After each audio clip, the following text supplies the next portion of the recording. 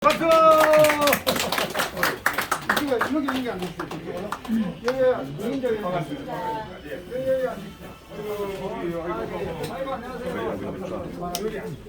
여기서 봐야 돼요. 가운데 저기다 박아.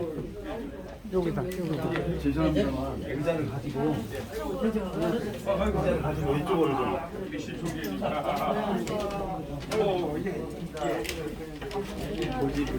보직들이잖아.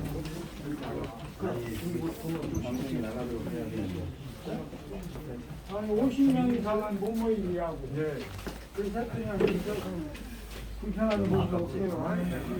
그럼 나도 사진만 찍어. 제가 좋네.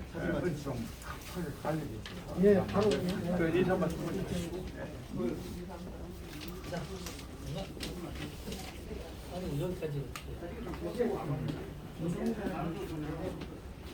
아이고 뮤지카 박영수. 마스크를 샀으니까 누가 혼자 몰라가지고. 다리니까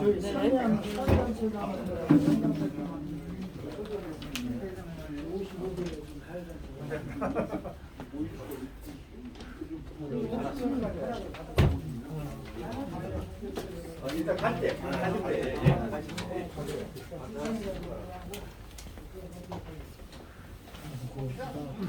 야, 지금 가져가도 돼? 지금 필요하잖아. 필요하잖아. 받아도 돼.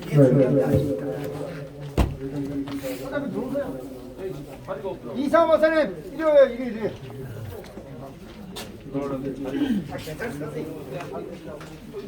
아이고 반갑습니다.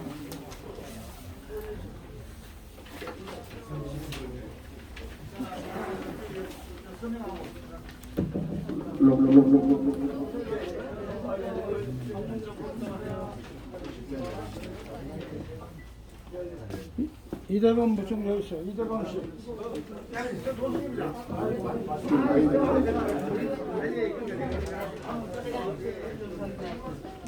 마이크가 울리면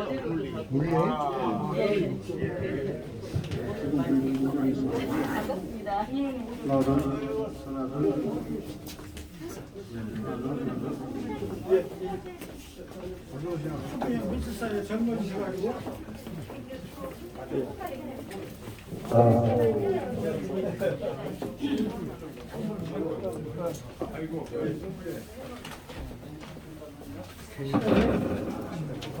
마이크 성능 알아봅시다.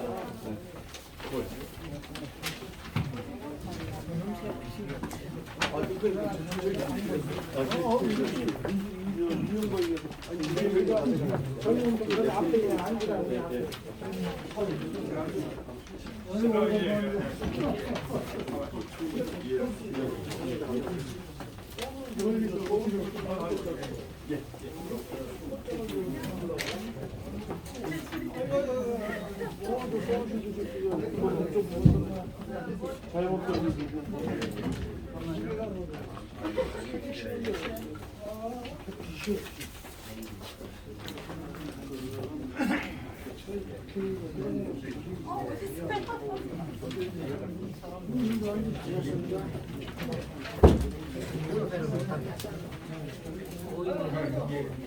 여기가 멋지게요.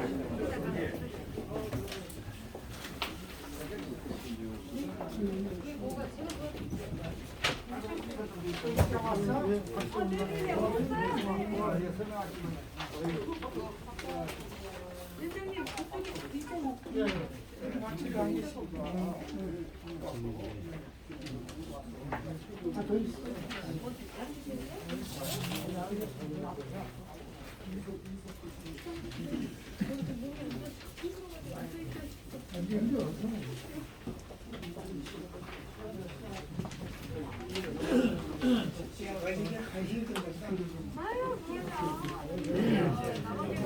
아, 이거 내가 잘 가져왔네.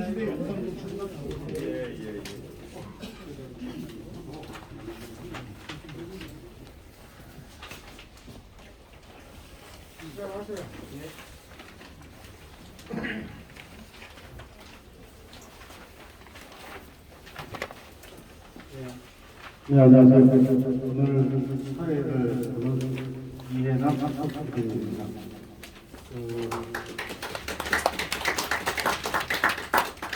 국민이 어렵습니다. 국가가 어렵습니다.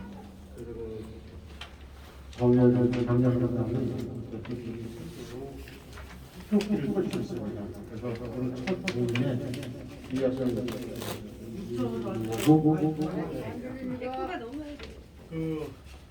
오늘 귀한 자리입니다. 저희가 코로나를 이기고 국가를 어려움을 해결하고자 이재인과 그 후에 훌륭하신 분들을 모시고 이 자리를 마련했습니다. 자리가 너무 협소한 거 양해해 주시고요.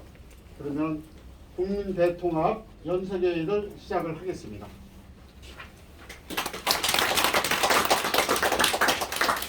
먼저 국민의회에서 국회의원 경렬을 하고 시작을 하겠습니다.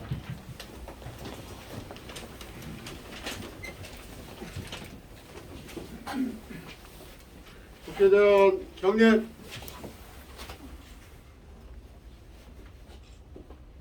바로 네, 입관은 생략하겠습니다. 자리 앉아주시기 바랍니다. 저희 박서구 대표님께서 오늘 연사로 오신 분이 그 외 당회담당, 자비담당 대표님들을 소개해 주시겠습니다. 마이크 세고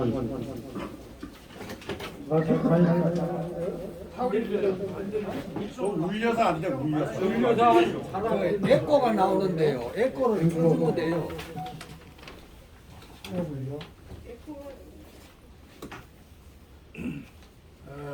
인사 올리겠습니다. 오늘 이 자리를 주선한 신자유민주연합 대표 박서구입니다.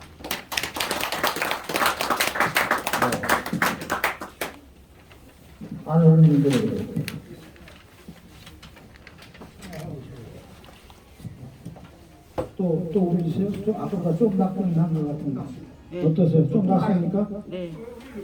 먼저 대한민국에서 제일 귀하신 분들을 이렇게 협소하게 불편하게 모셔서 죄송하다는 사과의 말씀부터 드리겠습니다. 죄송합니다.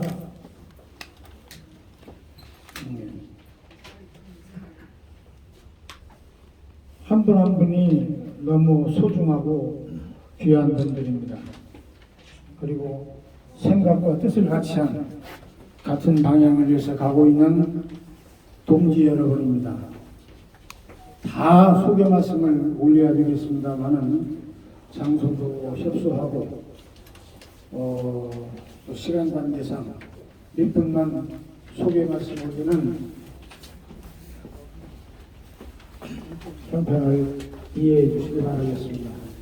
먼저 오늘 이 자리를 빛내 주신 그리고 본인이 싫다고 해도 저희들이 모시고 가야 할 이인재 의원님 여러분 앞에 소개하겠습니다. 큰 박수를 하는 것 같습니다. 의원님들 순서가 좀 그거 하면 이해해 주십시오. 그리고 저 멀리 여수 밤바다 노래하시죠. 거기서 미리 사선을 하신 역전의 노장정치인 우리 신순돌 의원을 소개하겠습니다.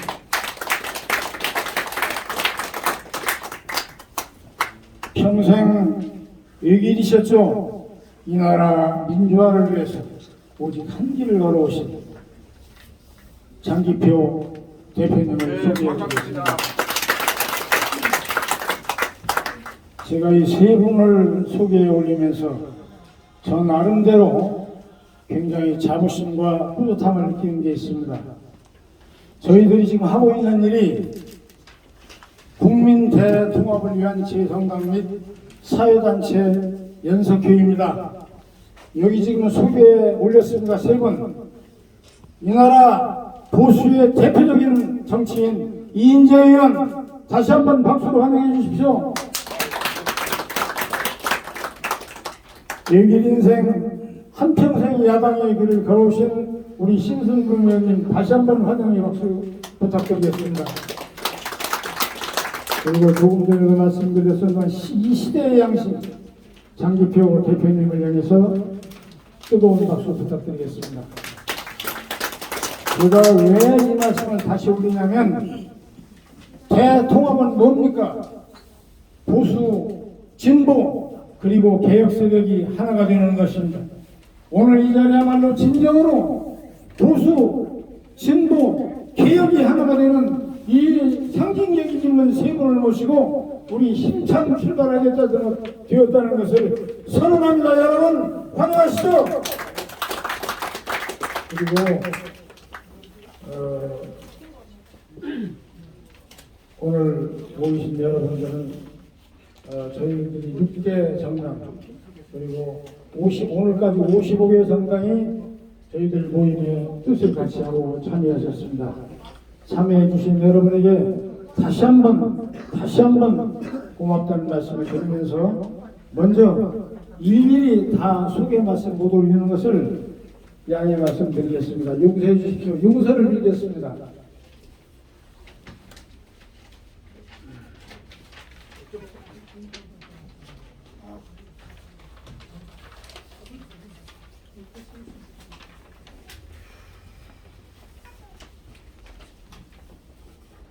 구국실천연합 연동훈 대표 여러분 앞에 소개해 올리겠습니다.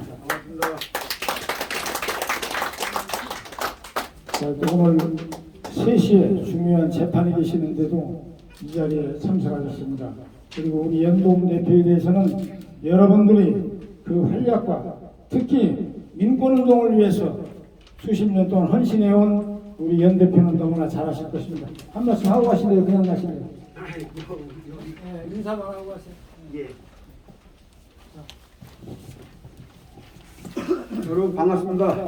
저는 구국시청 국민연합 사경대표 연동입니다. 이 제3지대를 결성을 해서 새로운 세상을 만들어보자고 하는데 저도 동참하기 위해서 이 자리에 있는데 여러분들 지금 이제 시대가 변화되고 상당히 나쁜 세상이 됐습니다. 지금 거짓이 아주 온 전체를 다 망라하고 있고 지금 뭐가 진실인지 뭐가 거짓인지 모를 정도로 아주 혼란스럽습니다. 이때 우리는 국회의원 한 자리 하겠다, 뭐 정치에서 뭔가 시장이나 한번 하겠다 이런 게 아니라 이 시대를 변화할 수 있는 훌륭한 주역이 되어야 됩니다. 이 잘못된 세상을 바로잡고 세상을 맑고 깨끗하게 만들기 위해서 우리 다 함께 노력해 봅시다. 감사합니다. 제가 정광 대표님들 계신데 우리 연 대표가 오늘 특수한 사정에서 먼저 소개 말씀 올렸다는 말씀을 해서 양해 말씀드리겠습니다. 오늘 이 자리에 있기까지 저와 생각을 같이 하고 혼신임을 다해서 이 자리에서 써주신 우리 국민 새정당 대표 신재원 대표님을 모시겠습니다. 반갑습니다. 대표님 아무리 한 말씀 하시죠. 요새 코로나 시대가 돼서 이제 많은 분들이 참석할 수 없고 혹시 여러분들 중에서 5명 이상 모임이 안 되는데 어떻게 할 거냐, 저희가 선거관리위원회 그 자문을 받은 결과 정당의 실내의 모임은 50인 미만으로 되어 있습니다. 그래서 오늘 큰 강당을 빌릴 수가 없고 오늘 조촐하게 이렇게 시작을 했습니다. 국민 대통합이야말로 우리 국민들이 바라는 염원일 것입니다. 지금 대한민국은 보수니 진보니 아주 어려운 생활을 하고 있습니다. 특히 여기 이인재 최고위원님께서는 제가 이끄는 희망한국 포럼의 명예 총재이시고 또 우리 장기표 대표님 또 저 신순병 의원님 정말 귀한 시간에 이렇게 자리를 참석해 주셔서 대단히 고맙습니다. 우리가 제3지대를 통해서 대한민국의 발전을 위해서 대통합을 할 수 있도록 당원 동지 여러분 그리고 경제단체 우리 회장님들 적극 동참해서 우리가 나라 발전에 기여해 주셨으면 감사하겠습니다. 감사합니다.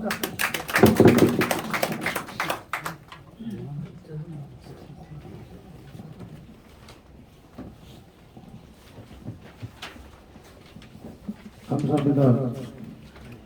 우리 6개 정당 대표가 계십니다만 시간 관계상 지금 우리 오늘 모신 우리 의원님 또 대표님도 너무 바쁘시다고 해서 우리는 한 식구니까 좀 이해해 주셔서 하는 양해 말씀드리고 일단 행사가 끝나고 우리 당대표들을 소개해 올리는 시간을 갖도록 하겠습니다. 몇 분만 더 소개해 올리겠습니다. 더 강한 국민당 우희식 대표님. 고맙습니다. 이거 빨리 한 말씀 해주세요. 예, 안녕하십니까. 더 강한 국민당 대표 우인식입니다. 사실 우리 더 강한 국민당은 창준이었고 전 더 강한 국민당이라고 해야 되고요. 그리고 저는 들어오면서 저는 원래 국민의당에서 출마를 2차례 했었습니다. 그리고 중앙당의 부총장, 제3 부총장을 지냈고요. 근데 다른 말씀보다도 저기 편멸의 제3지대 결성이라고 되어 있는데 기존의 1당, 2당, 가짜 진보, 짝퉁 보수보다도 국민의 여망을 받은 여기에서 국민 대통합 지대야말로 1지대지 3지대라는 용어는 형식적이고 편의적인 용어일 뿐이다. 3이라는 용어를 빼고 여기가 진정한 뿌리이고 기득권 세력에 대항하고 새로운 대한민국의 건설에 앞장서는 1지대라고 생각합니다. 반갑습니다. 아이고 계속 제가 사회보다가 사과하는 생겼습니다. 저 3지대라고 해서 죄송합니다. 1지대로 바꾸겠습니다. 동의하시죠? 네. 박수 한번 저 이런데 박수 한번 칠 거예요. 전 서울시 부의장 하신 백의정 의원님 어디 지금 예. 감사합니다.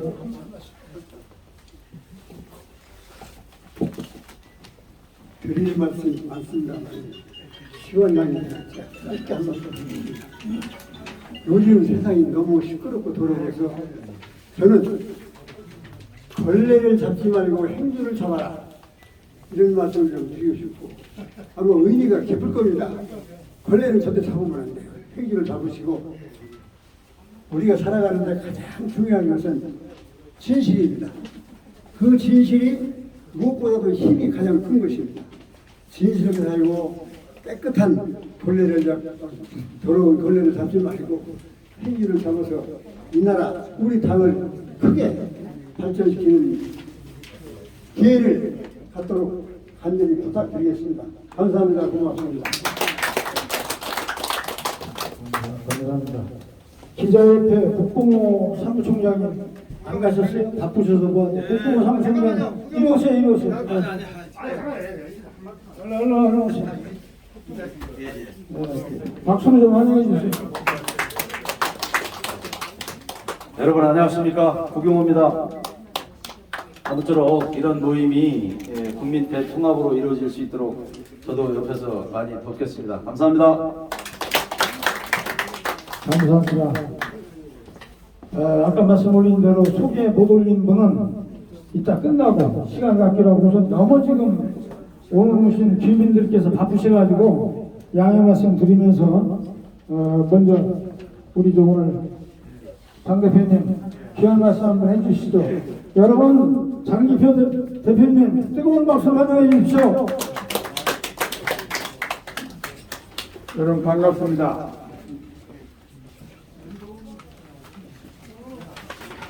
이 나라가 지금 대단히 어렵습니다. 이 나라가 잘 되려면 여러 부분이 잘 돼야 되지만 정치가 바로 서는 것이 무엇보다 중요합니다. 근데 여기 계신 분들은 다 잘 알고 계시겠지만 이 정치가 이 잘못된 데는 그동안에 이 기존 정치를 주도해온 말하면 거대 양당한테 있을 수밖에 없습니다. 그 정치의 혁명적인 변화가 일어나야 되는데 오늘 지금 제3시대 원외 정당 이 모임이야말로 한국 정치를 혁명적으로 변화시킬 수 있는 힘을 또 뜻을 갖고 있는 분들이라고 봐서 여러분들이 하시는 일들이 아주 성공해서 정치를 바꾸고 나라를 바꾸고 세상을 바꾸게 되기를 간절히 축원합니다. 그리고 감사합니다. 예. 저는요 동부구치소 앞에서 문재인 정권 코로나 방역 실패 규탄 대회가 2시에 있어가지고 제가 좀 더 가야 되니까 좀 양해해 주시기 바랍니다. 죄송합니다.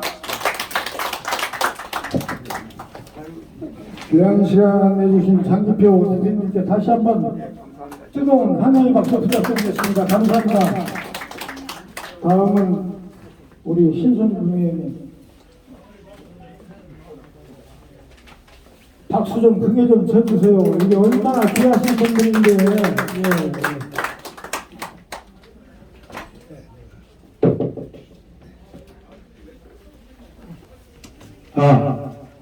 인사드리겠습니다. 안녕하십니까.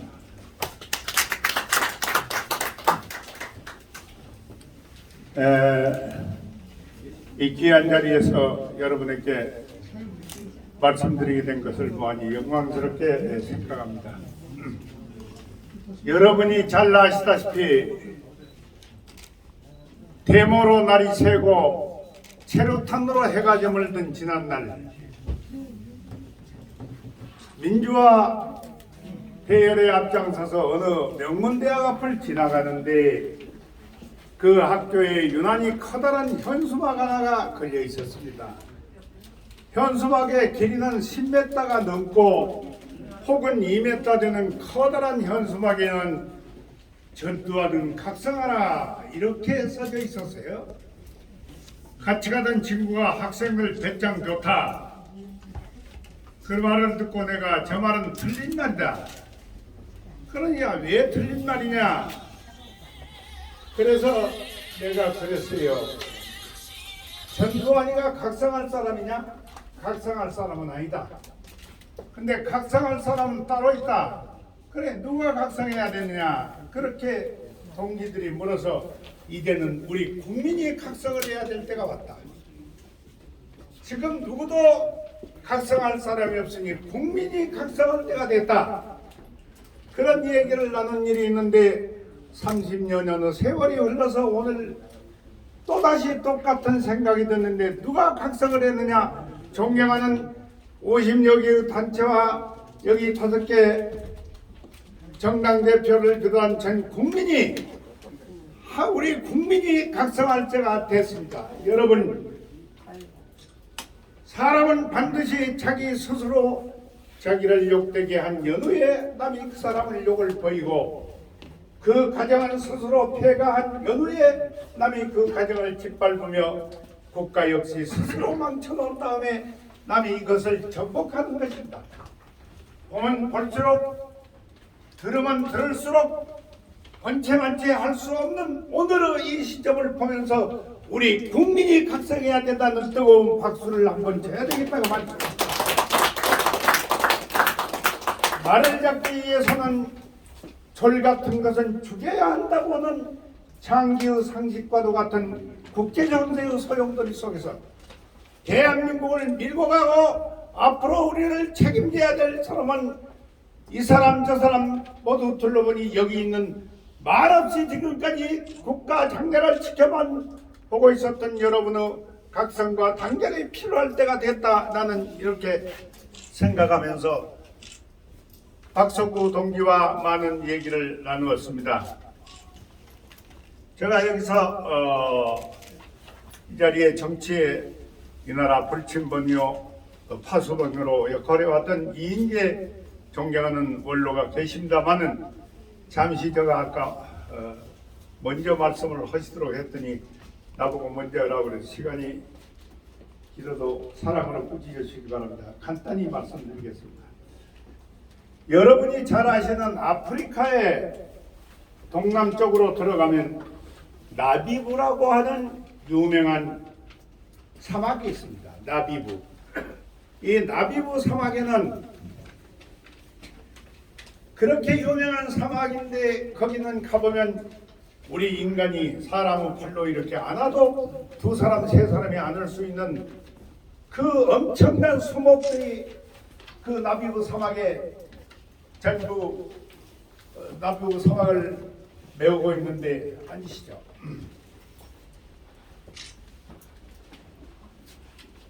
사막을 덮고 있는데 여러분도 잘 아시다시피 이 나무에는 이파리도 없고 전부가 말라 비틀어져서 한 방울로 물이 없이 수만 년 수천 년 전에는 호수요 연못으로 있었던 나비부 사막은 완전히 물 한 방울 없는 그런 사막이 돼서 그 말라 비틀어진 나무가 우거져 있는 것이 보기가 좋고 경치가 좋고 겉으로 보기에 좋아서 나비보 사막이 그렇게 전 사막 중에서 아름다운 사막이라고 합니다.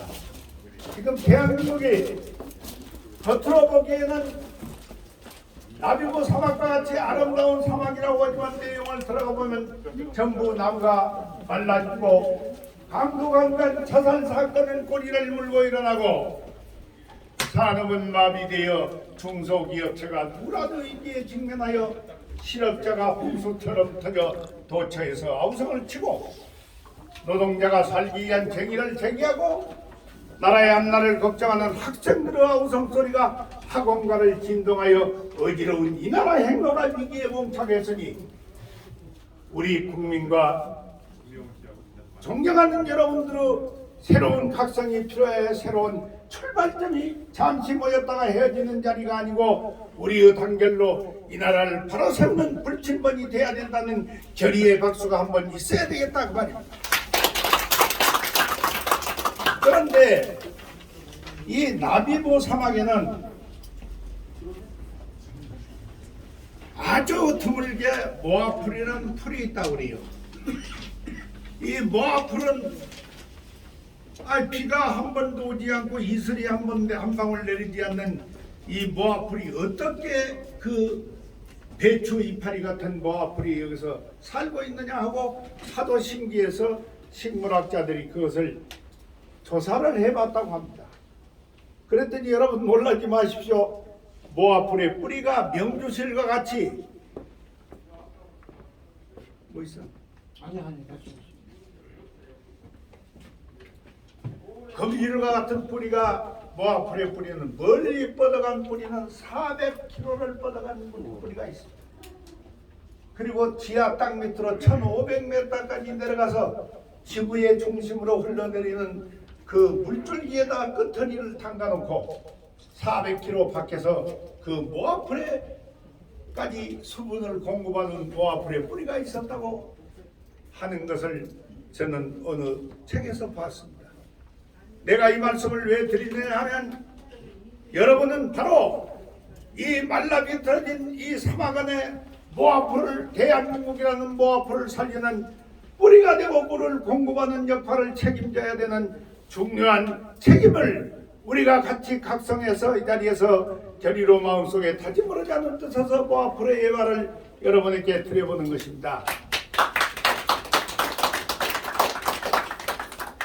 오늘 우리가 이 자리에 모여서 새로운 출발로 지금 이 나라가 어디로 가는지 정말 전 국민이 나라의 앞날을 걱정하는 한숨소리가 5천만 국민이 하나로 모였다면 태풍이 됐을 것입니다.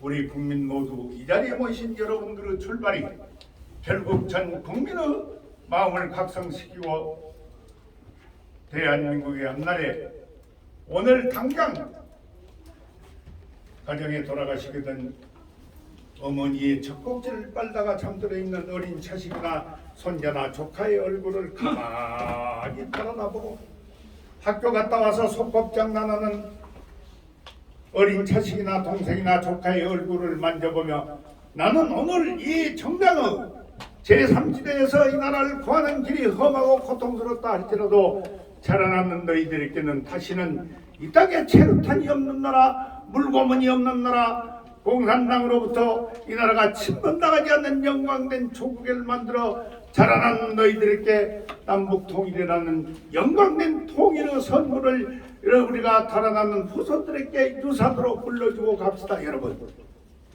그런 장래를 위한 오늘 출발점이 되어주시기를 바라면서 여러분의 새로운 각성을 나와 함께 다지면서 저의 얘기를 마치겠습니다. 감사합니다.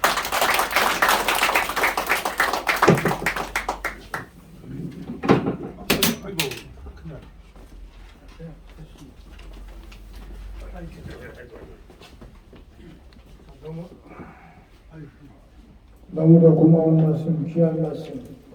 여러분 다시 한번 감사의 박수 부탁드리겠습니다. 힘차게 한번 박수 주시고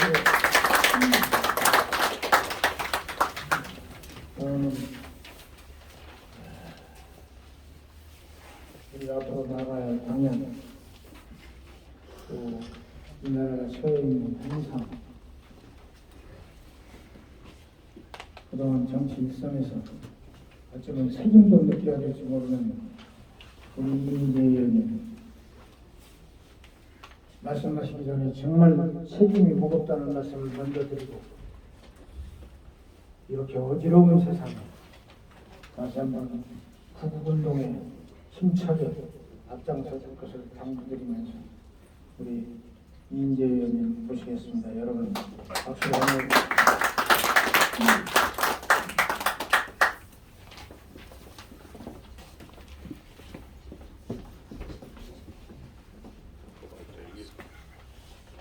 마이크 안 하면은 안 해도 들리죠? 안 들려요.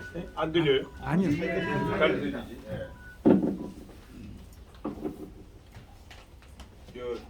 마스크를 꼭 쓰고 계십시오. 저만 벗겨지 마스크 쓰고 연설해 본 일이 없어가지고. 예.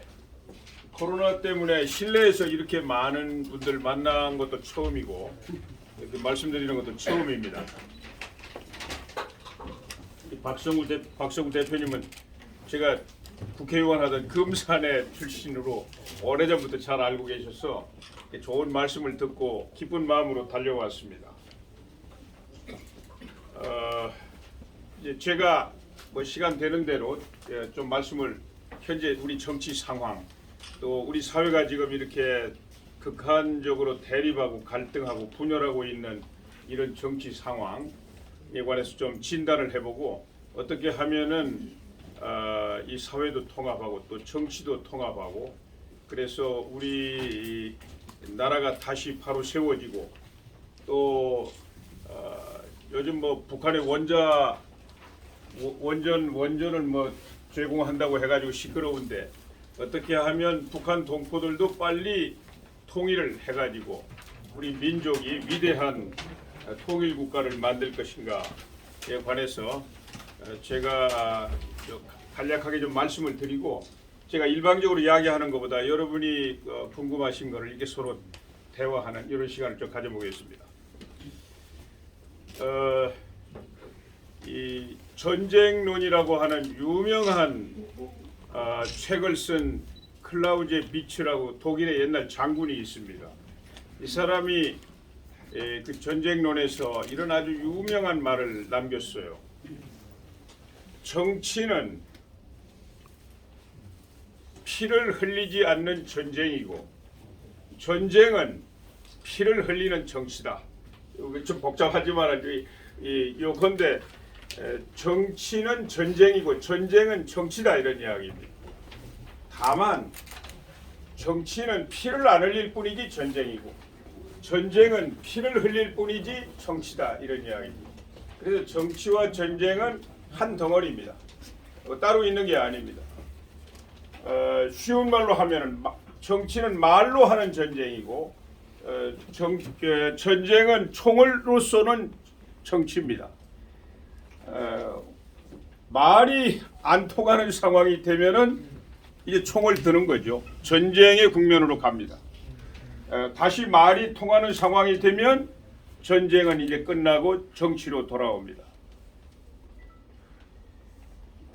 지금 우리나라 정치 상황이 말이 통하는 상황입니까? 안 통합니다. 말이 안 통하지 않습니까? 일방적이지 않습니까? 문재인 정권은 반대편 야당을 상대로 대화의 상대로 인정을 합니까? 안 합니까? 일절 안 합니다. 본질이 그래서 그래. 본질이 문재인 정권은 다른 세상을 보고 있습니다. 우리 대한민국의 역사, 전통, 가치 이런 거에 기초해 가지고 좀 더 좋은 세상, 좀 더 부강한 나라, 좀 더 행복한 국민 이런 미래를 생각하는 게 아니라 전혀 다른 세상을 생각하고 있기 때문에 그렇습니다. 그래서 지금 문재인 정권의 민주당 전 대표가 그런 말을 했잖아요. 보수 세력을 괴멸시켜야 된다 이렇게 이야기했습니다. 내가 한 이야기 아닙니다.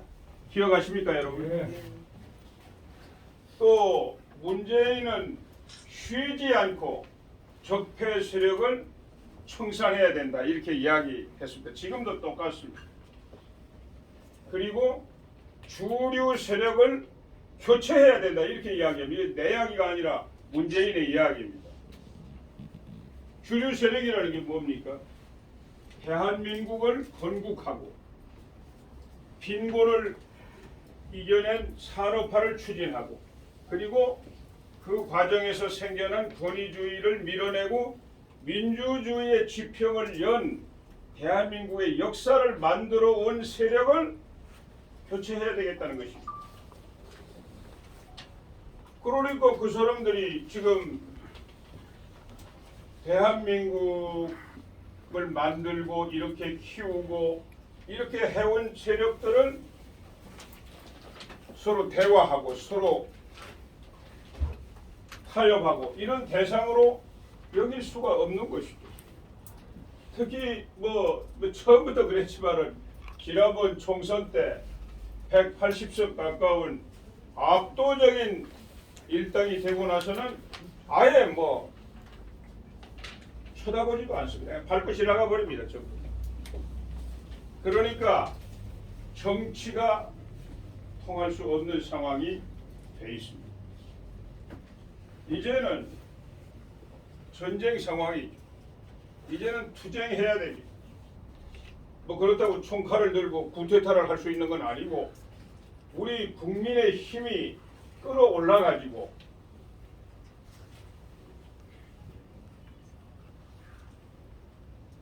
밀어내는 수밖에 다른 도리가 없는 상황입니다.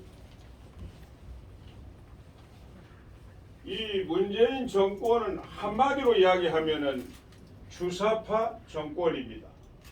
주사파 정권입니다. 이게 주사파 하면은 좀 생소할 수 있는데 주체 사상이라는 것입니다. 주체 사상은 뭐냐? 이 사회주의 이 이데올로기가 흘러온 걸 보면은 원래 칼 마르크스가 과학적인 공산주의 사상을 만들어냈습니다. 그리고 그거를 이제 구체적으로 정치혁명으로 끌고 갈 것이 레닌입니다. 레닌. 그래서 그걸 마르크스 레닌주의라고 그래요. 1910년에 러시아에서 제정 러시아를 이제 무너뜨리고 2월달에 무너뜨리고 이제 10월에 이제 본격적으로 볼셰비즘이라고 그래가지고 계급혁명, 폭력혁명, 계급 독재 이걸 내세워가지고 말하자면 사회주의, 공산주의 체제를 만들어냅니다. 그리고 이제 그것이 스탈린으로 넘어가가지고 더 악화됩니다. 뭐가 악화되느냐? 이 공산당의 지도자를 신격화합니다. 스탈린을 신격화해요. 그리고 공포 정치가 깊어집니다. 그래서 그때 소련이죠. 그때 소련의 반대파들을 전부 다 죽이고 한 1,700만 명인가를 총으로 쏴서 죽였습니다. 그리고 반대파들도 전부 다 시베리아 이쪽에 굴락이라고 그래가지고 정치범 수용소에 갔다가 재판도 없이 기한도 없이 갖다 처박아 놓았습니다. 그것이 이제 북한의 김일성이가 그 스탈린주의자입니다. 스탈린주의. 북한의 김일성이가 처음부터 그랬던 건 아니에요. 처음에는 그냥 일반 공산당 쪽이었는데 이게 스탈린을 본받아 가지고 신격화를 합니다. 신격화, 우상화.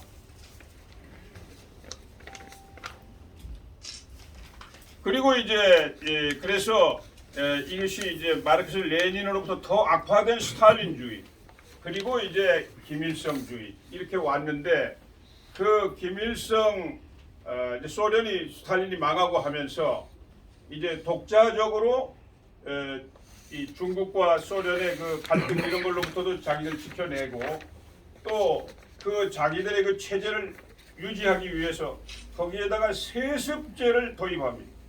공산주의 사회에서 이 세습제라는 것은 생각 자체를 할 수가 없는 거예요. 2000년 동안 세습 봉건제 이거를 딱 때려 부수고 만들어낸 그런 그 주구들 그 공산주의 사상인데 세습이라는 건 있을 수가 없죠. 그래가지고 세습을 도입하고 지금도 신격화 세습 거기에다가 또 선군 체제라고 그래가지고 군대가 오히려 정치를 끌고 가는 이런 체제를 가지고 만들어 놨는데 그 사상적인 토대가 이 주체 사상이라는 것입니다. 원래 주체 사상은 우리나라로 망명해온 황장엽 비서가 만든 거예요. 그 양반이 철학자입니다. 여기 서울에 와가지고 나도 한 서너 번 만나가지고 밤에 한 3시간, 4시간씩 이야기를 많이 나누었고 그 사람이 자기 저작한 책을 나한테 줘가지고 내가 좀 읽어보고 그랬는데 이 원래 철학은 뭐 저는 철학자가 아닙니다만은 정신 우리의 사람이라는 게 정신과 육체로 이렇게 결합되어 있지 않습니까? 정신, 이성 이것이 주도적으로 이 세상을 끌고 가는 힘이다. 이렇게 생각하는 게 이성주의 철학입니다. 그런데 마르크스는 그거는 뒤고 오히려 물질적인, 육체적인 이런 것이 더 앞서서 끌고 가는 힘이다. 이렇게 주장합니다. 이 유물론입니다. 유물론. 그런데 이 황장엽 박사는 그 다 맞지 않는다는 거예요. 사람이라는 존재가 육체와 정신으로 결합되어 있는 것처럼 이성주의만 가지고 안 되고 또 유물주의만 가지고 안 되니까 이게 결합을 해가지고 이렇게 역사의 변화라든지 사물의 본질이라든지 이런 걸 설명을 해야 된다. 이게 이제 주체 사상인데 이걸 김일성이가 갖다가 자기들 독재 체제 그리고 세습 체제 이런 거를 정당화하는 걸로 이 변형을 해가지고 만들어낸 겁니다. 그래서 쉽게 말하면 김일성주의입니다. 김일성주의. 우리나라 이 학생 운동권이 제가 대학교 다닐 때 저도 학생 운동을 계속했지만 그때 그런 거 없었어요. 제가 60년대 70년대 다녔는데 80년대 말부터 이게 말하자면 북한의 주체 사상을 가지고 우리나라 운동권 학생 운동의 지도 이념이 돼버렸습니다. 그게 전대협 한총련 그래가지고 우리나라 대법원에서 한총련 이거를 반국가단체로 규정했고 지금도 그대로입니다. 왜? 이 학생운동의 조직의 지도 강령이 주체 사상이에요. 거기서 말하자면 젊은 시절 우리 사회를 보고 역사를 보고 그리고 국가의 미래를 생각한 이런 세력들이 지금 정권의 핵심입니다. 움직일 수 없는 거예요. 그래서 이 사람들이 지금 대한민국의 사회, 정치, 경제, 안보, 통일 이 분야를 끌고 가고 있는데 도처에서 지금 이제 우리 국민들이 그 본질을 알아보기 시작하신 거예요.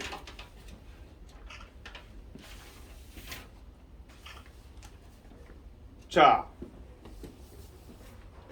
뭐 이거 일일이 그 부분을 내가 다 뭐 설명을 다 할 수가 있지만 시간이 너무 많으니까요.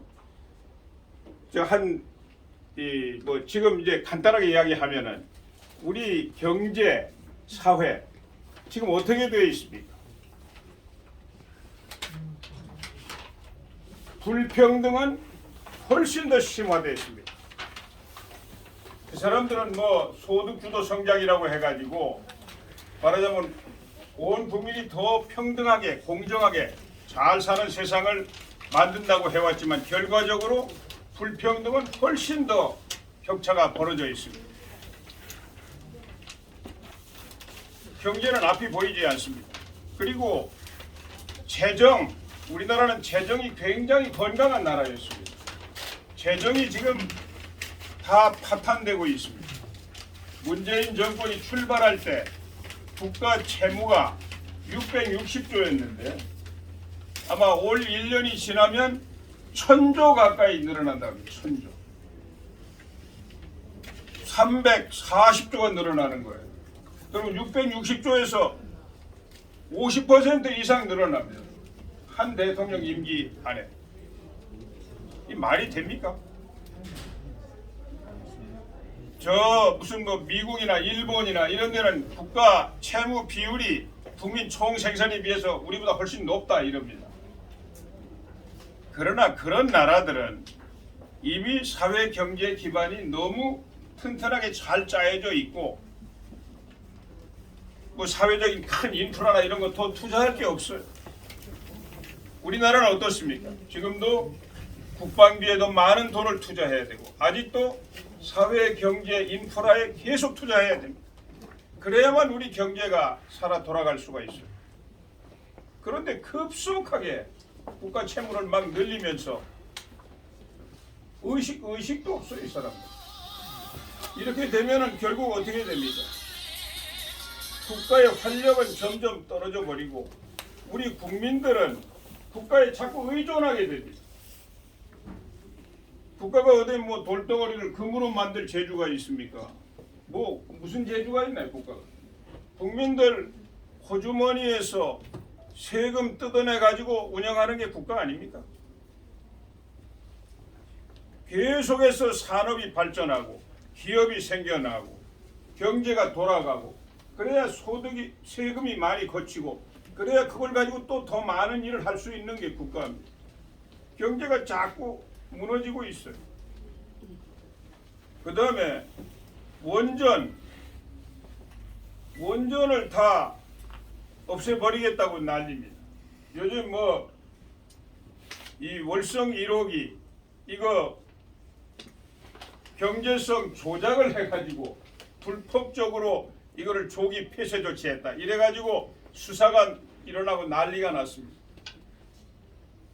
그 과정에서 북한에 원전 져주겠다고 산자부에서 서류를 만들고 이제 앞으로 밝혀지겠지만은 북한과 어떻게 이야기를 했는지 또 뭘 어떻게 약속을 하고 뭐 그 문서를 USB에 담아서 줬는지 어쨌는지 시끄럽습니다. 그런데 이 원전은 그냥 지금 경수로 원자로를 만드는 회사 또 그 관련 이 협력 회사들 뭐 그런 회사들이 죽고 사는 문제가 아닙니다. 이 원자력 발전소에서 만들어지는 에너지는 전기 에너지는 가장 값이 싸고 가장 깨끗하고 또 가장 지속 가능성이 있는 그런 에너지입니다. 이걸 가지고 한국이 경제 기적을 만들어냈습니다.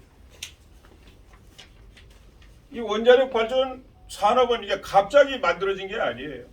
이승만 대통령이 나라를 세웠는데 아무것도 없습니다. 뭐 농사만 짓고 있고 일본에 식민 지배하다가 뭐 나온 가난한 나라 더군다나 뭐 공산 세력이 계속 밀어붙이고 전쟁까지 해가지고 난리가 났는데 나라는 세웠는데 뭐 어떻게 하냐. 에너지가 없이는 뭐 아무것도 공장도 못 돌리고 아무것도 안 되지 않습니까? 그래서 미국에 있는 에너지 전문가를 불러가지고 내 이름은 기억이 안 나는데 유대인이라고 합니다. 그 사람한테 자문을 구했어요. 이거 나라는 세웠는데 에너지를 이거 발전소 어떻게 해야 이거 에너지를 공급할 수 있겠습니까? 그 사람이 기가 막힌 해답을 내놓았습니다. 한국은 기름도 안 나고 또 석탄 자원도 신통치 않고 원자력 발전소를 세우는 게 답이다 이렇게 이야기했습니다. 원자력 발전소 아무것도 뭐 학자도 없고 뭐 기술자도 없고 아무것도 없는데 원자력 발전소가 제 유일한 답이다 이렇게 이야기했는데 이승만 대통령이 공부 제일 잘하는 학생들을 뽑아가지고 미국에 유학을 보냈습니다. 여러분도 아실 텐데 그 정근모 박사 우리나라 그 최고의 과학자 아닙니까? 원자력 발전, 원자력. 그 사람이 그때 선발된 유학생 중에 한 명입니다. 그 사람들한테 $500를 쥐어줘가지고 미국으로 그냥 보냈습니다. 가서 뭐 아르바이트를 하든 뭐를 하든 하여튼 원자력을 공부하고 오라고 해가지고. 그래서 가가지고 원자력 공부를 열심히 해가지고 돌아왔습니다. 왔는데 그때 박정희 대통령이 권력을 잡고 있을 때 박정희 대통령이 경제개발 5개년 계획 세워가지고 이제 산업화를 추진하는데 그 사람들을 가지고 이 원자력 발전소를 건설하기 시작한 겁니다. 그땐 뭐 독자적인 기술이 없었으니까 미국의 웨스팅하우스하고 이렇게 합작을 해가지고 발전소를 짓기 시작했어요. 그런데 이제 그 뒤에 1기, 그 다음에 2기, 3기가 이제 경수로, 한국형 경수로를 한국의 과학자들이 만들어냈습니다. 세계 최초로 만들어냈어요. 이 경수로가 세계 최고의 경쟁력을 가진 원자로입니다. 그래가지고 뭐 이명박 대통령 때 어디입니까 아랍에미레이트 그쪽에 그 전부 다 합하면 한 400억 달러 가까운 큰 원자력 단지를 우리가 건설해 줄지 않았습니까?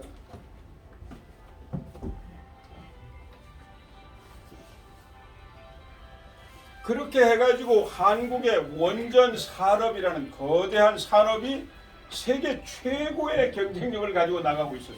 그리고 이제 이 다음에는 경수로 다음에는 스마트 원자로라고 그 분야에서도 제일 앞서 나가던 게 우리나라의 원자력 산업입니다. 지금 이 탈원전 정책은 그렇게 잘 나가는 황금알을 낳는 거위와 같은 원자력 산업을 전부 다 사막으로 만들어 버리는 어마어마한 제약입니다. 제약.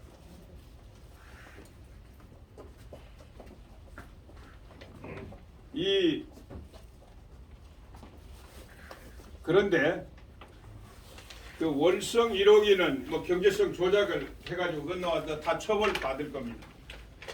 지금 월성 1호기는 그걸 다시 재가동하기 위해서 국민 세금 7천억 원을 들여가지고 다 보수가 다 끝났어요.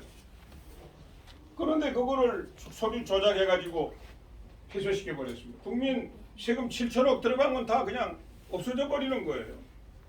그리고 월성 1호기는 처음에 건설한 거라 중수로 방식의 원자로입니다. 중수로 방식.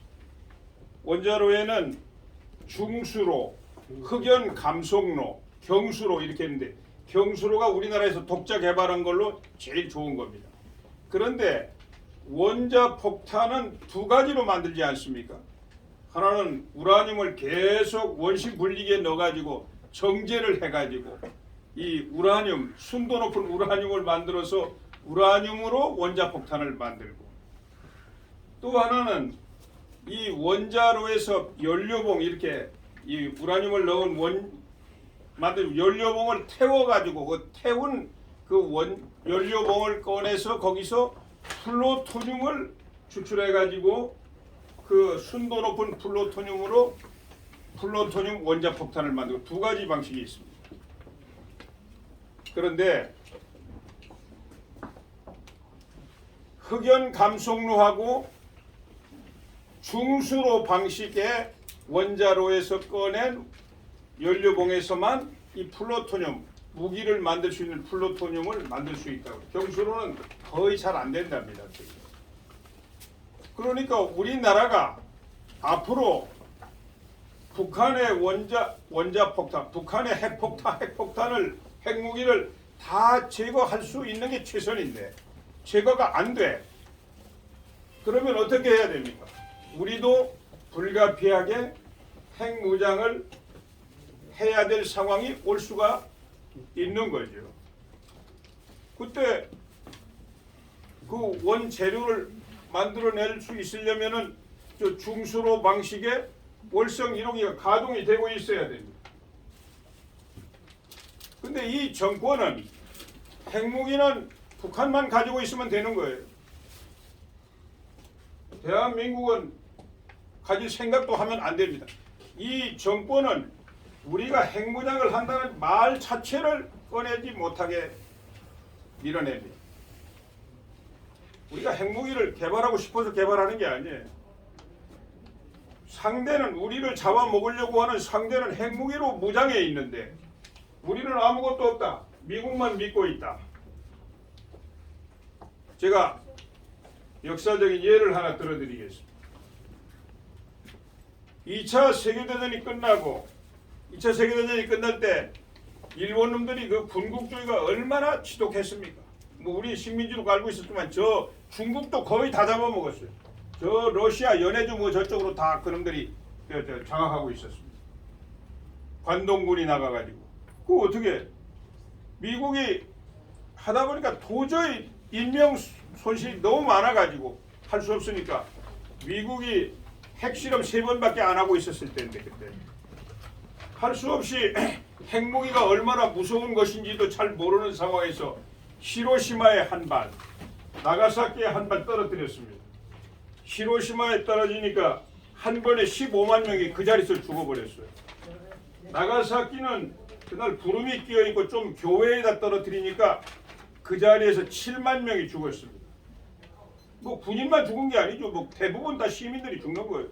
원자폭탄은 그래서 그게 너무 무지무지한 겁니다. 원래 군대 전쟁이라는 것은 주로 군인을 상대로 죽이지 않습니까? 그러니까 천하의 그 악독한 일본 군국주의 정권도 두 손을 바짝 들어버렸단 말이에요. 그 전쟁이 끝났어요. 그 순간까지 소련은 핵무기가 없었습니다. 유일한 미국만 핵무기가 있었어요. 근데 그 뒤에 소련이 부지런히 핵무기 개발해가지고 어마어마한 뭐 미국하고 중국은 소련은 뭐 이 히로시마 이런 데 떨어진 것보다 200배 이상 높은 지금은 뭐 200배가 아니라 뭐 훨씬 더 위력이 대단한 수소폭탄 이렇게 다 개발해가지고 있는데 그 뒤에 이제 유럽에서는 강대국이 이제 영국도 있고 프랑스도 있지 않습니까? 근데 그런 나라들이 다 유럽의 안보를 위해서 미국하고 나토를 결성해가지고 나토에 미국이 이제 나토 사령관이 미국 대장이니까 거기에 이제 핵무기도 갖다 놓고 이제 있었습니다. 그러나 영국이나 프랑스에서 생각할 때 소련이 런던이나 파리에 핵무기로 공격을 했다. 그러면 미국이 과연 자기들을 지키기 위해서 모스크바에다가 핵무기를 쏠 거냐?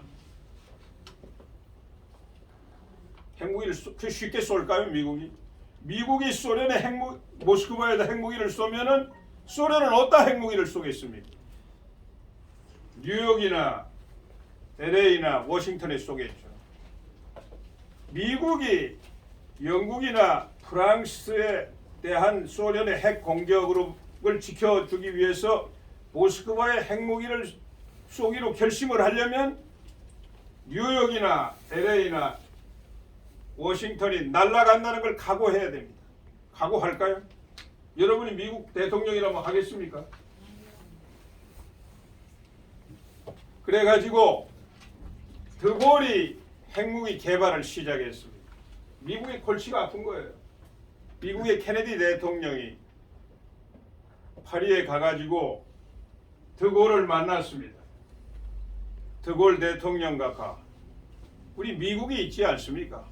왜 굳이 핵무기를 개발하려고 하십니까? 우리가 지켜드리겠습니다.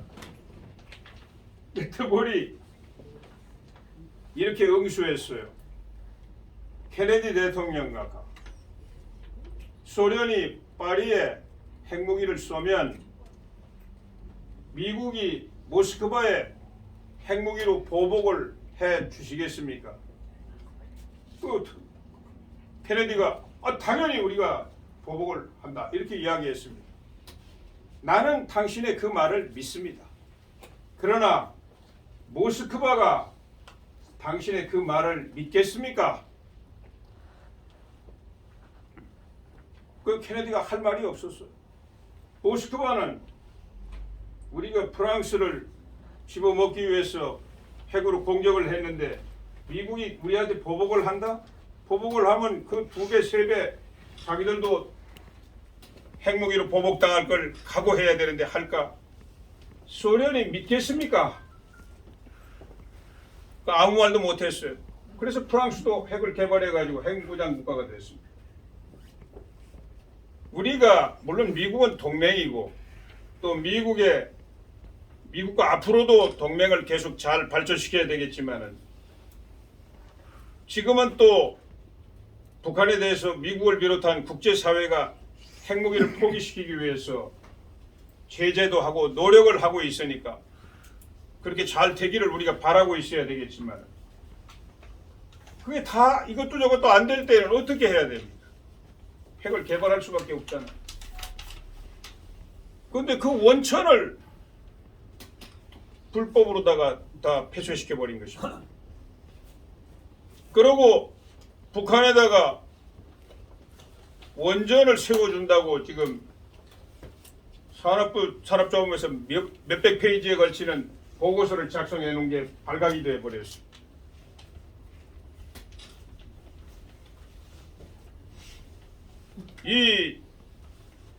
뭐 잘 아시겠지만은 제네바 협정 영변 핵 위기가 터져가지고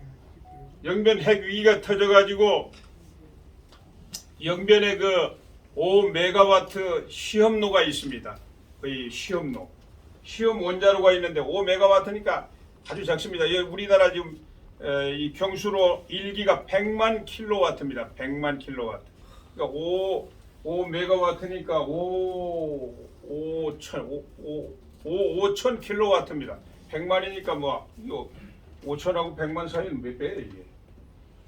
그 조그마한 시험도가 있는데 거기서 나온 폐연료봉을 가지고 플루토늄을 추출해 가지고 원자폭탄 만들려고 하는 것이 발각이 돼 가지고 위기가 발생했어요. 그래서 그때 클린턴 대통령이 그 폭격하려고 미 칠함대 동해로 이동시키고 있었습니다. 그 김일성이가 놀래 가지고 카터 전 대통령을 초청해 가지고 우리가 협상해 가지고 포기하겠다. 이렇게 해서 그게 이제 폭격이 안 되고 이제 제네바 협상이 시작이 된 거예요. 그래가지고 거기서 우리가 이 미국을 비롯한 국제사회가 북한 신포 지역에 2기의 경수로 건설해 주겠다. 그리고 뭐 중유도 뭐 50만 톤인가 주겠다. 그러니까 너희들 그거 받고 핵 다 포기해라. 핵 보따리 다 내놔라. 이렇게 해가지고 이제 협정이 맺어진 겁니다. 그런데 그 신포의 원자로 2기 세워주는 비용이 약 40억 달러, 4조 원 이상이 들어가는데 70%를 한국이 부담하기로 한 거예요. 한국이. 그래서 거기 계속 져가지고 이제 원자로만 갖다가 설치하면 되는 상황입니다. 그때 원자로를 갖다 설치하면 이제 결정적인 거잖아요. 그럼 뭐 도로 가져올 수도 없고 이제 북한 지역에 경수로 발전소가 이제 원자력 발전소가 세워지는 건데 그 순간에 북한은 결정적으로 핵을 포기하는 보따리를 내놓아야 되는 것입니다. 그 순간이 오니까 북한이 어떻게 나왔어요? 그놈들은 뭐 처음부터 핵 포기할 의지가 전혀 없는 거니까 전부 거짓말만 해왔으니까. 그러니까 뒤로 낮아빠져 가지고 그 다 깨지는 바람에 우리만 거기 약 3조 원 거의 30억 달러 돈만 허비하고 지금도 그 원자력 발전소 그 건물이 그대로 있습니다. 구글 어스라고 여러분도 그 뭐 인터넷 그 들어가 보면은 여러분 집도 다 보입니다. 그게 다 줌업 하면은 그 들어가 보면 신포에 원자력 발전소 우리가 짓다 마른 거 그대로 서 있습니다. 그런데 그 사이에 북한은 핵 개발을 완료하고 핵을 운반하는 미사일 체계, 특히 미국까지도 날아가는 대륙간 유도 탄도미사일 이런 것도 다 만들고 잠수하면서 쏘는 SLBM 미사일도 다 완성해가는 이런 상황인데 거기에다가 무슨 경수로를 원자력 발전소를 제공하겠다는 이런 발상 자체가 어떻게 가능하겠습니까? 산자부 공무원들이 모가지가 뭐 10개라도 되나요? 그 사람들 머릿속에 그런 거를 그냥 실무적으로 검토해 놓은 거다. 이게 말이 됩니까? 청와대에서 명령이 안 떨어졌는데 그걸 작성할 공무원이 어디에 있습니까? 청와대는 그냥 말로 자기들 생각만 가지고 거기다 명령을 했을까요? 평양하고 다 이야기가 됐으니까 한 거 아닙니까? 자, 이제 이런 상황입니다. 그래서 이 우리 정치 상황 여러 가지 상황이 좀 이런 상황인데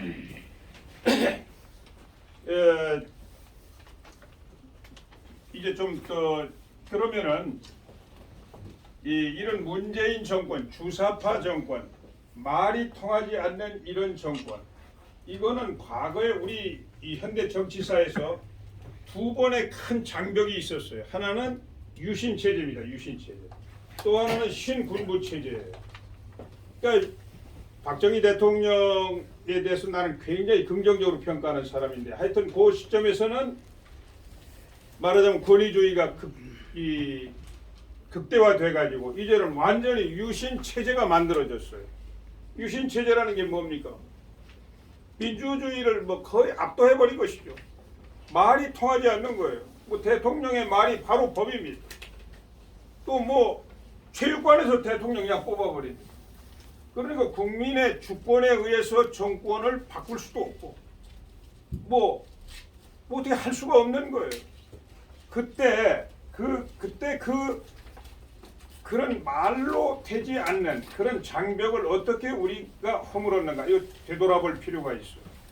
그 다음에 이제 유신체제가 무너져가지고 우리 국민들이 다 이제 민주주의의 봄이 왔다고 생각했는데 느닷없이 신군부가 구테타를 해가지고 신군부 체제가 만들어진 거예요. 신군부 체제가. 그래가지고 체육관에서 대통령 뽑아버리고 뭐 어떻게 할 수가 없어요. 말이 통하지 않습니다. 그런데 그 두 번의 정치적 장벽을 우리가 잘 슬기롭게 무너뜨리고 새로운 지평을 열어서 왔습니다. 그런데 난데없이 지금 주사파 정권이 우리 앞을 가로막고 있는 거예요. 그런데 내가 지금까지 설명을 했지만 이 주사파 정권은 대한민국 안에서 대한민국을 더 좋은 나라로 발전시키겠다 이런 가치를 추구하는 그런 차원의 정권이 아닙니다. 그러니까 유신 체제라든지 신군부 체제는 다만 그게 권위주의였기 때문에 문제지 대한민국 안에서 대한민국을 더 좋은 나라를 만들어 보겠다고 하는 자기들 주관적으로는 그런 걸 가지고 서로 권위주의와 민주주의가 충돌하는 이런 장벽이었다면 지금은 어떻습니까? 지금은 대부분 우리 선량한 국민들, 애국 시민들이 걱정하는 건 뭐예요? 대한민국 자체가 없어져 버리는 거 아니냐 하는 위기감 때문에 지금 잠을 못 이루고 계시잖아요. 그렇지 않습니까? 네. 훨씬 더 무서운 장벽이 앞에 가로놓여 있는 거예요. 그러면 이거를 어떻게 극복을 해낼 것이냐? 그래서 제가 이제 앞에 두 가지 그 유신 체제하고 신군부 체제를 우리가 어떻게 극복했는지 하는 역사를 잠깐 돌아보겠습니다. E.H. 카라고 하는 역사학자가 아주 재미있는 이야기를 하나 해놓은 게 있어요. 역사라는 것은 현실을 비추는 거울이다.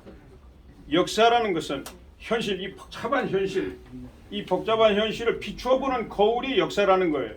그런데 그 거울에는 뭐가 보이느냐? 미래가 보인다는 것입니다. 역사는 현실을 비추어서 미래를 바라보는 거울이다 이렇게 이야기합니다. 우리가 거울 보면 지금의 내 얼굴이 보이지 않습니까? 근데 역사라는 것은 비춰보면 나의 미래가 보이는, 미래의 모습이 보인다는 것이죠. 그러니까 얼마나 위대한 거울입니까? 근데 그 두 가지 장벽을 우리 국민들이 어떻게 극복했는가 하는 역사의 거울을 한번 들여다보려고 그래요. 자, 유신체제입니다. 이 유신체제, 박정희 대통령 종신 집권 체제죠. 그때 야당이 있었어요. 근데 야당은 어떻게 순치가 됐느냐? 중도 통합론이라고 해가지고 이철승 대표가 적당한 선에서 타협하고 이렇게 공존하는 이런 야당을 하고 있었습니다. 아까 제가 말씀드린 것처럼 말이 안 통할 때에는 어떤 상황이 온다고 그랬죠? 전쟁으로 갈 수밖에 없는 거예요. 그때는 말하자면 그때 신민당인데 신민당이 말하자면 국민과 함께 그 장벽을 허물기 위해 극렬한 투쟁 노선으로 가는 야당이 있어야 되는데 적당히 타협하는 공존의 야당이 있었습니다. 그래가지고 이 권위주의를 밀어내고 민주주의로 가고자 하는 시민들과 이게 맞질 않는 거예요. 그때 그 신민당의 YS가 투쟁 노선을 가지고 도전했습니다. 그때 뭐 저도 젊은 날이니까 다 기억하고 있습니다만 YS가 당 대표, 그때는 총재라고 했죠. 총재 선거에서 이길 가능성은 거의 제로였습니다. 이미 뭐 그때는 뭐 국민들 여론조사 해가지고 당 대표 뽑는 것도 아니고 그냥 뭐 400~500명 대의원 가지고 뽑는데 당내 파벌들하고 다 거기 다 그렇게 돼 있는데 뭐 안 되는 거죠. 그런데 밖에 있는 민주주의를 갈망하는 시민들의 힘이 불꽃처럼 일어나 가지고 밖에서 전당대회장을 둘러쌌습니다. 이게 마포였을 거예요. 우리 신순범 의원님은 잘 아실 거예요. 밖에서 시민들이 다 둘러쌌어요. 그래가지고 YS를 대표를 시키라고 난리를 쳤습니다. 그 밖에 그 압력 때문에 전당대회장 안에서 이기택 대표를 비롯해서 몇몇 사람들 계파가 돌아서 가지고 YS 쪽으로 돌아왔습니다. 그래서 YS가 대표가 된 거예요. 혁명이 일어난 것입니다. 당내 혁명이 일어난 거예요. 노선이 바뀐 겁니다. 타협 노선에서 투쟁 노선으로 바뀐 거예요. 투쟁 노선으로 재무장한, 재탄생한 신민당이 그 뒤에 YH 여공 사태, 또 YS 총재 제명 사태 이런 게 벌어지면서 불이 붙어가지고 결국은 부마 사태로 해가지고 11.6 사태가 벌어져서 유신 체제가 하루 아침에 안개가 사라지듯이 무너져 버린 것입니다. 그래가지고 이제 민주주의의 이제 봄이 왔다 이렇게 이제 됐는데 난데없이 또 이제 신군부 세력이 등장해가지고 신군부 세력의 독재가 시작이 됐습니다. 그때도 야당이 있죠. 이제 신군부들이 민정당을 만들었습니다. 그때도 이제 야당이 있었는데 그 야당은 더 그 전에 타협 노선의 신민당 정도가 아니라 완전히 관제 야당, 민한당, 이중대가 들러리로 서 있었죠. 그러니까 민한당 안에서 뭐 노선 혁명을 하고 자시고 할 것도 없어요. 그냥 깔아뭉개고 총선 한 달 전에 신민당을 만들었습니다. YS하고 DJ가 손을 잡고 신민당을 만들었어요. 그때 뭐 저도 생생하게 기억하고 있지만 신민당이 선거에서 제1야당이 된다고 생각한 사람은 아무도 없었습니다. 민한당 뭐 들러리지만은 민한당이 당연히 제1야당이 될 거다. 신민당은 얼마나 이 의석을 확보할까 이게 이제 궁금했죠. 그런데 표를 까고 보니까 신민당이 제1야당, 민한당은 사라져버리고, 그리고 총 득표수에서는 오히려 민정당보다도 신민당 득표수가 많았습니다. 선거 혁명이 밤사이에 일어나 버린 거죠. 그래가지고 그 신민당이 이제 신군부 체제에 강력한 도전장을 내걸고 투쟁을 시작한 것입니다. 그래서 6월 항쟁이 일어났죠. 그래가지고 권위주의는 다 사라지고 민주주의 지평이 열려서 이제 이렇게 왔습니다. 민주주의 지평이 열려서 지금 몇 번째입니까, 대통령? YS, DJ, 노무현, 이명박, 박근혜 다음에 지금 문재인 정권인데 난데없이 주사파 정권이라는 벽이 우리를 가로막고 있습니다. 민주주의, 자유민주주의 자체가 실식당하고 있는 상황이 발생한 것입니다. 지금도 야당이 있죠. 근데 그 야당은 어떤 야당인가요? 투쟁하는 야당입니까? 불행하게도 저도 지금 그 당 소속입니다만 본인들은 투쟁한다고 생각할지 모르겠어요. 근데 같은 화살이라도 적당히 쏘면은 그 화살이 뭐를 뚫을 수 있나요? 아무것도 뚫지 못합니다. 이 창호지도 뚫지 못해요. 어마어마한 힘과 의지를 넣어가지고 쏴야만 뭐든지 뚫을 수 있죠. 국민들은 지금 야당이 주사파 정권을 무너뜨리기 위해서 목숨을 걸고 투쟁한다는 생각을 100명 중에 한 명도 하지 않고 있습니다. 그런데 지금 이제 4월 며칠 남지도 않았네요.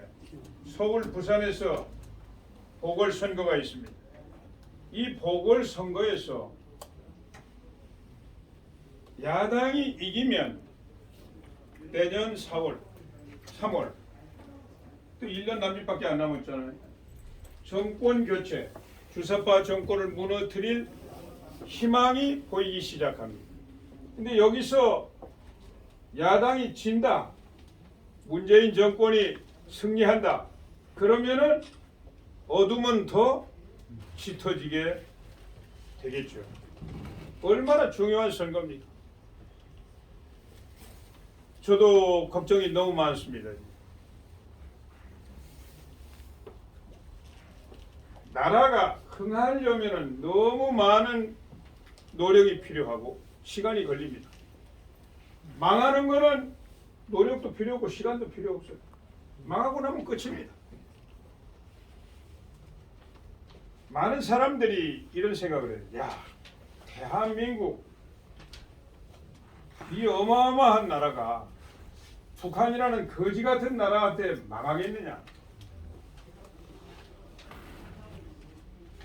저도 뭐 걱정이 많이 되지만은 그런 생각도 가끔 듭니다. 그러나 그거는 근거 없는 이야기입니다. 인류 역사에서 수많은 전쟁이 있었죠. 전쟁은 대부분 문명과 야만이 충돌하는 경우가 많습니다. 문명적으로 이 발달된 나라하고 그런 게 발달이 안 된 야만 세력하고 이렇게 붙는 경우가 많아요. 70% 이상 문명이 야만한테 무릎을 꿇은 게 전쟁의 역사입니다. 여러분, 몽골, 징기스칸의 몽골 13세기, 14세기 세계를 석권한 몽골 가보셨나요? 그 몽골이라는 나라 이거 완전히 야만 아닙니까? 야만. 말 젖이나 짜먹고 그 농사를 못 지니까 이제 겨울이 닥치기 전에 저 중국이나 이쪽 넘어와가지고 식량 약탈해가지고 가서 먹고 사는 그런 야만 세력 아닙니까? 그 뭐 문명 제국인 뭐 송나라, 금나라, 송나라, 또 저 호라즘, 뭐 유럽까지 전부 다 집 밟아 버렸습니다. 또 명나라가 당시 세계 제일 위대한 문명 제국이었습니다. 어느 나라한테 망했나요? 누르하치 여진족한테 망했습니다. 인구는 100분의 1밖에 안 됩니다. 여진족. 왜 망했나요? 나라가 피폐해지니까 안에서는 반란이 일어나고 그 만리장성 산해관을 지키던 장수 오삼계가 문을 열어줘 버리니까 그냥 뭐 화살처럼 가가지고 100분의 1밖에 안 되는 한 줌밖에 안 되는 야만 여진족들이 명나라를 집어삼켜가지고 청왕조를 세워서 200년 이상을 300년 가까이 중국을 지배하지 않았습니다.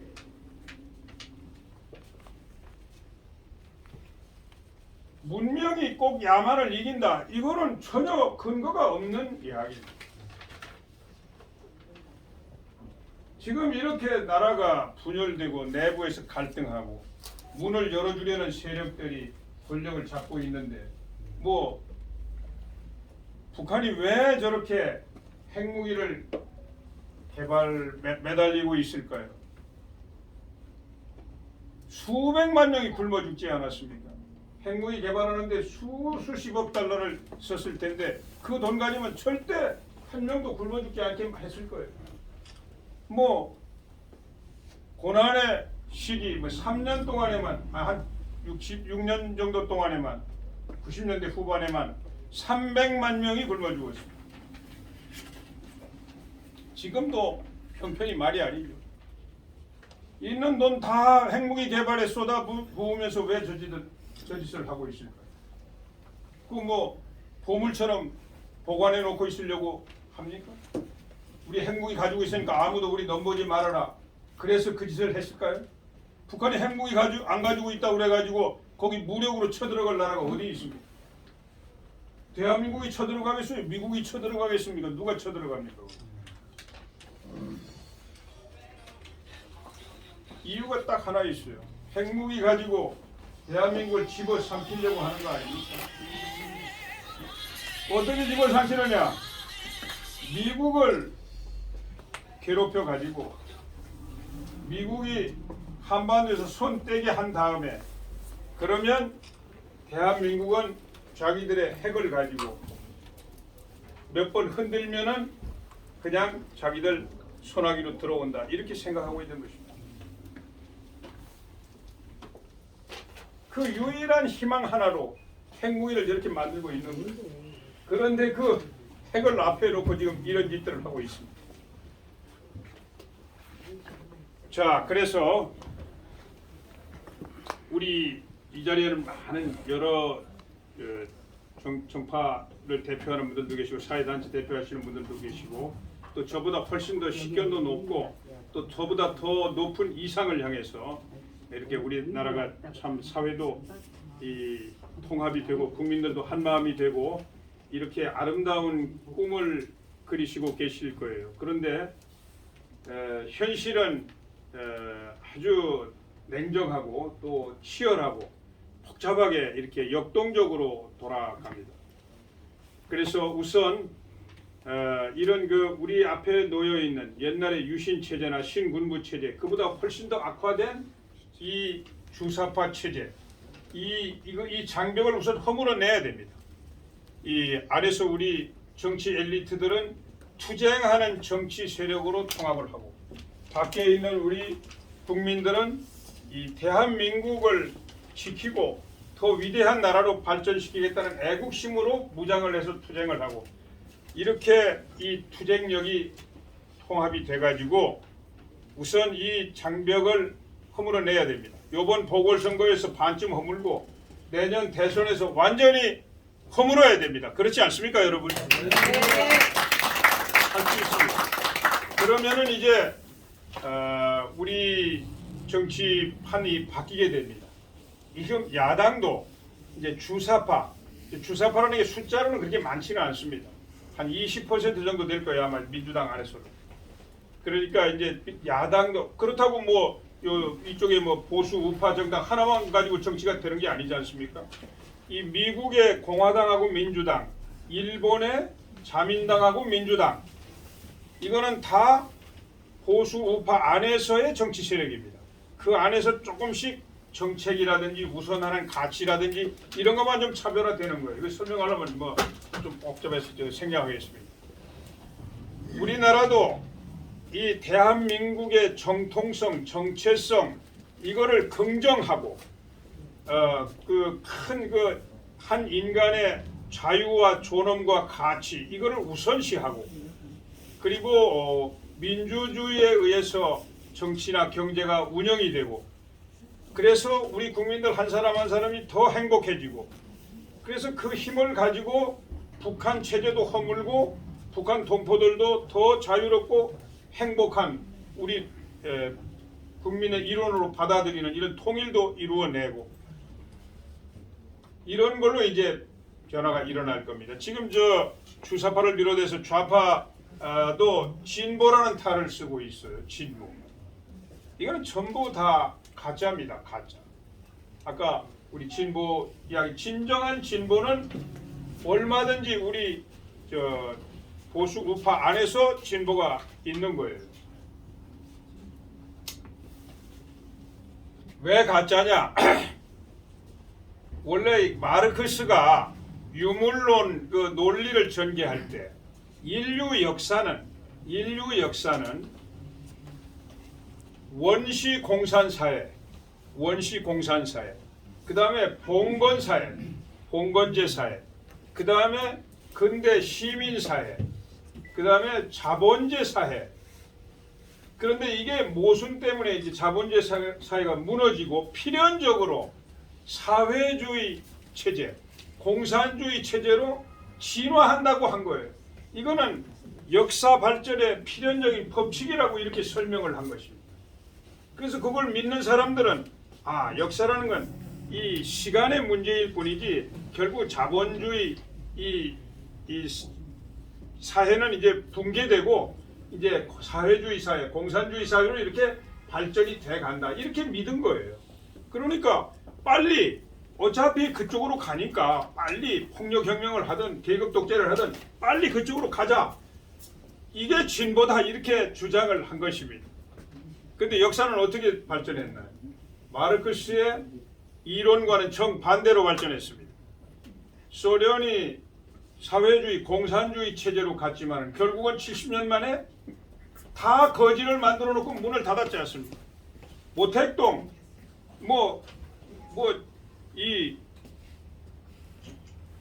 무슨 운동입니까? 이 어마어마한 문화 대혁명까지 해가면서 극단적으로 그런 이상적인 공산주의 사회를 향해서 달려갔지만 다 거지를 만들고 문화 대혁명 때 중국 인구가 약 6억 명 정도 했다고 그래요. 6억 명. 66년에서 76년까지 문화 대혁명이 일어났는데 그때 얼마가 죽었느냐? 6천만 명이 죽었습니다. 6천만 명. 6억 명 중에서. 6천만 명이 대부분 굶어 죽었죠. 굶어 죽고 홍위병들한테 북창으로 찔려 죽고 그렇게 많이 죽었습니다. 다 마르크스의 역사 발전 이론은 붕괴돼 버린 거예요. 그거는 길이 아닙니다. 그리고 다른 역사 발전의 방향이 드러나고 있죠. 그게 뭡니까? 자본주의도 1기, 2기, 3기, 4기로 거치면서 말하자면 IT를 비롯해 가지고 첨단 과학 기술이 새로운 변화를 만들어내고 있습니다. 그래서 지식 사회로, 지식 문명으로 발전하고 있습니다. 그런데 이 지식 사회, 지식 문명에서는 한 사람 한 사람 개인의 창의성, 그 천재성, 노력, 개인의 존엄, 가치 이게 더 중시되는 거예요. 개인의 존엄과 가치 이것이 아니라 집단, 피지배 계급이라든지 농민 노동자 계급이라든지 이런 계급이라는 집단을 중심으로 역사가 발전한다고 생각하는 이런 게 이제 저쪽 좌파들의 세계관이고 역사관이고 가치관인데 그거 가지고는 도저히 대응할 수 없는 방향으로 역사가 진전하고 있는 거예요. 그러니까 이렇게 역사의 진보가 드러나고 있는 상황인데 어떻게 그 옛날에 다 실패하고 좌절한 사회주의, 공산주의 이데올로기를 가지고 자기들이 진보라고 떠드는 게 이게 말이 됩니까? 완전 가짜 아닙니까, 여러분? 그러니까 그런 가짜 진보에 현혹돼서는 절대 안 되십니다. 그래서 이걸 무너뜨리고 이제 진정 이 자유, 보수, 우파 이 안에서 더 우리 국민들이 더 자유롭고 더 행복하고 국가가 더 부강한 방향으로 가는 걸 놓고 서로 경쟁하는 이런 체제로 정제도 개편이 돼야 되고 그 안에서 이제 통일도 이루어내야 되고 통일에 관해서는 또 제가 사실 그 분야를 제가 열심히 하고 있는데 나중에 기회 있으면 또 말씀드리겠습니다. 네, 그렇게 나가야 되기 때문에 이제 여러분들께서 하실 역할이 매우 크십니다. 여러분은 지금 이제 각각 소수 정파를 이렇게 대표하고 또 사회단체에서 운동을 하고 계시는데 여러 가지 좌절감도 뭐 많이 사명감도 충만하시지만 좌절감도 크게 겪으실 때가 많다고 생각합니다. 그런데 제가 어느 과학책에서 한번 보니까 제가 저도 좀 아주 그 강렬한 인상을 받아서 기억하고 있는데 우리 사람의 이 물질, 몸, 육체 이 사람 한 50kg에서 100kg 나가는 이 육체를 최적의 조건으로 태우면 얼마의 에너지가 나오느냐? 원자폭탄 8개의 에너지가 나온다고 그럽니다. 우리의 이 육신 뭐 죽으면 화장장에 가서 뭐 잠시 체가 되지만은 이거를 최고로 태우면은 원자폭탄 8개의 에너지가 나온다고 그래요. 그래서 제가 생각했습니다. 그 책에는 뭐 그런 얘기 없지만 그러면 우리 정신을 최대한으로 고양시키면 얼마의 에너지가 나올까? 여러분의 그 작은 육신과 여러분의 정신을 최고로 태우면은 뭐 이런 주사파 정권이라는 장벽을 허물고 우리 대한민국을 위대한 나라로 만드는데 너무나 큰 에너지를 만들어내실 수 있을 것이라고 이렇게 생각합니다. 그러니까 저도 그렇고 여러분도 그렇고 자신감을 가지고 각자 자기 위치에서 최선을 다해서 우리 나라의 운명을 개척을 해주시길 바라고요. 그 희망이 넘치는 대한민국을 회복시키는 일에 전력을 다해 주시기를 당부드립니다. 감사합니다. 다시 한번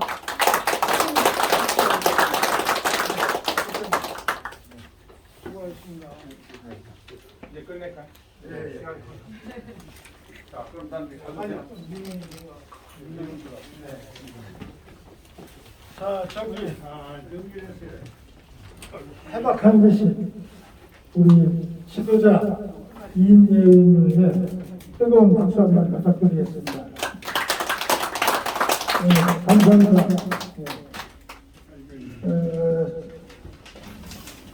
조급하지만 한 5분만 소개 말씀드리겠습니다. 국민의 신당으로 서울시장 경선에 마지막까지 전력 수고하신 우리 해병규 후보 박수 좀 환영해주세요. 네, 감사합니다. 그리고 저기 민동기 씨 어디 갔다? 민동기 의원 어디 갔어? 민동기 의원 어디 있어?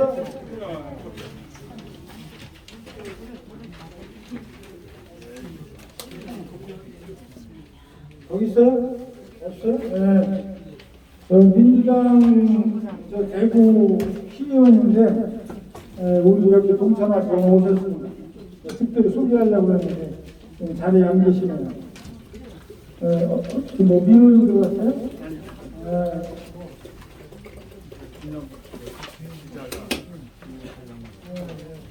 마지막으로 자리했으니까 우리 신승범 고문 의원님 그리고 이인재님 모시고 기념 촬영 좀 응해주세요.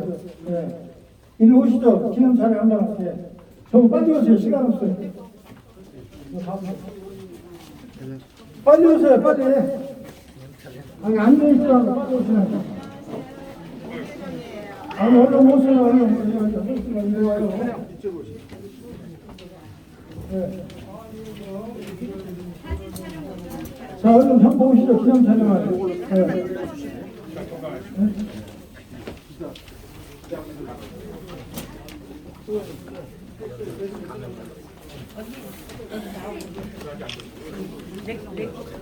의자 좀 하나 갖다 드려. 의자 좀 하나. 의자 하나.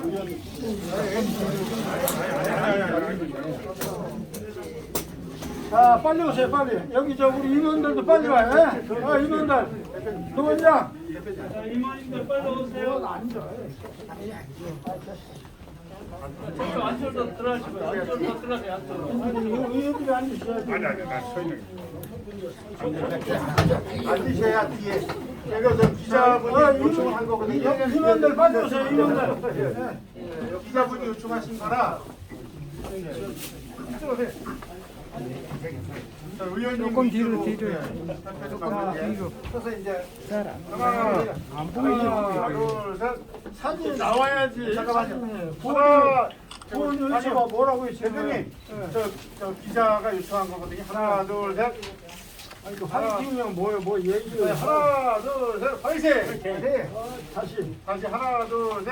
화이팅! 예, 됐습니다. 감사합니다. 예.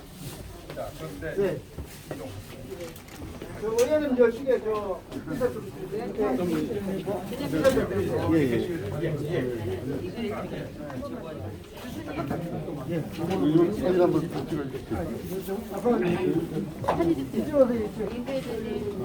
사진 좀 하나 찍어주세요. 예, 예.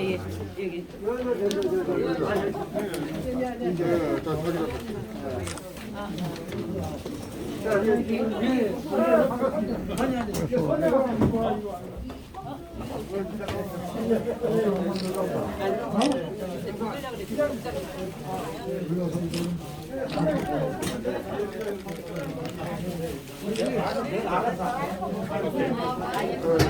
예, 예. 우리만 찍어줘.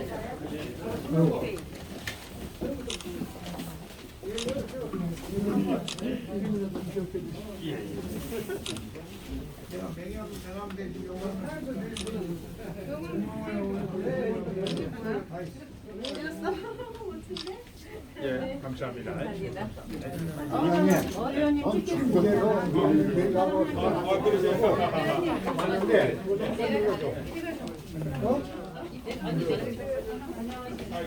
아유, 안녕하세요. 예, 정정입니다.